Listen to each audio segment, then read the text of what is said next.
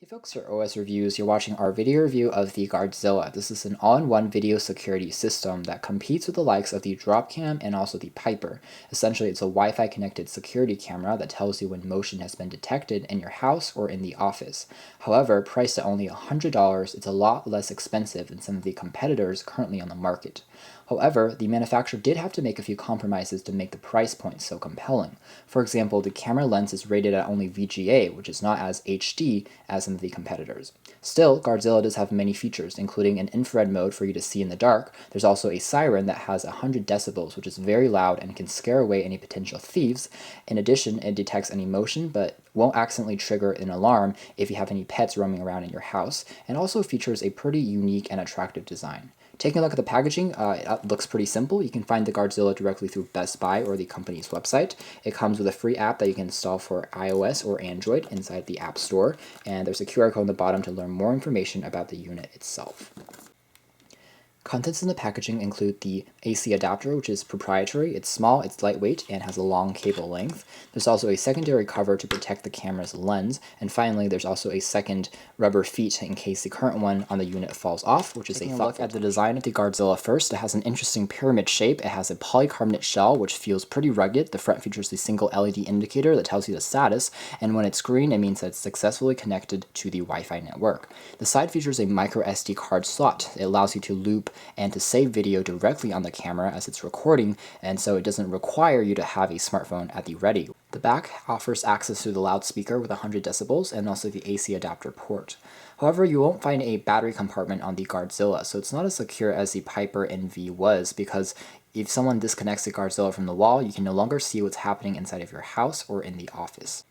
Setting up the Guardzilla camera is incredibly simple. It only took us about 5 minutes. We opened up the application after installing it. It prompted us through several steps, and we were basically ready to go. So it's very simple. It's comparable to the Piper NV and the Dropcam in that sense. It's not as difficult as a manual IP camera is.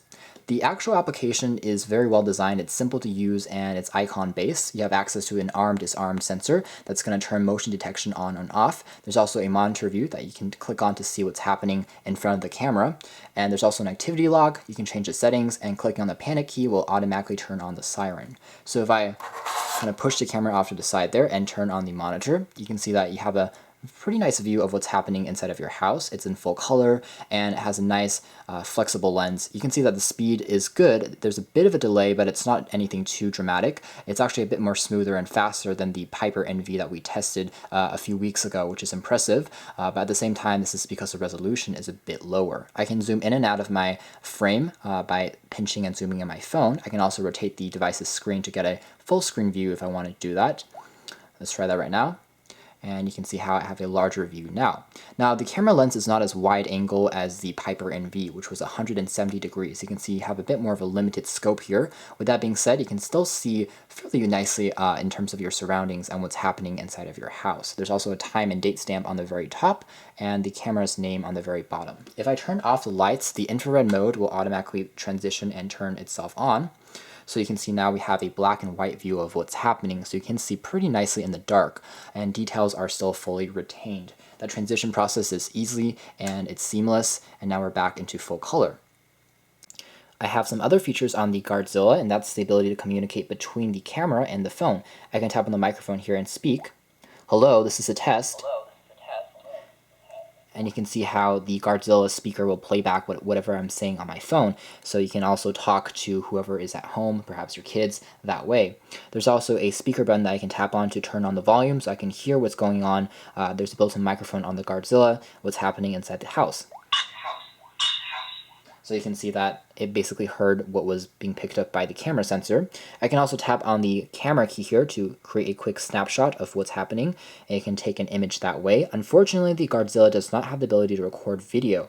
However, there are free applications in the Android Play Store that allows you to create videos based on screenshots and also allows you to record whatever's happening on your screen. And if you install a free application, you can still save what's happening, although it's not directly built into the Guardzilla app, which is one limitation. At the end of the day, I think that the Guardzilla all-in-one security system is a successful product and also an enticing purchase for consumers. This is because at only $99, it's inexpensive but delivers in terms of the video quality and also the various features that are built on in.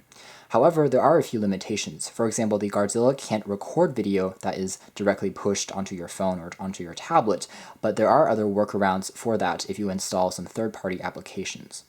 With that being said, I think that at 99 bucks, this is definitely a compelling choice if you're on a budget, and the video performance as well as the overall build and the quality is definitely top-notch. To check out more details, be sure to read our full written review, but this has been our video. Thank you for watching here at OS Reviews.